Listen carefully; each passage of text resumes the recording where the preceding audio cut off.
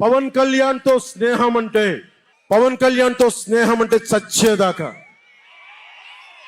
పవన్ కళ్యాణ్తో శత్రుత్వం అంటే అవతల వాడు చచ్చేదాకా.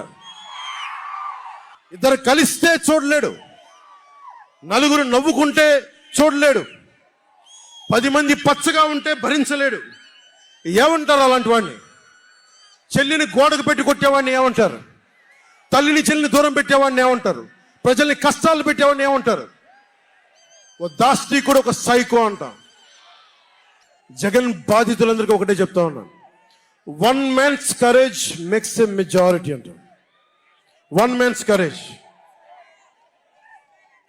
జగన్ కి సంబంధించినంత వరకు పవన్ కళ్యాణ్ అంటే 3 పెళ్లిళ్ళు 2 విడాకులు. అతని దృష్టిలో 4 పెళ్లిళ్ళు అంటాడు. మరి 4వ పెళ్ళం ఎవరో తెలియదు, జగన్ ఏమో నాకు తెలియదు. మరి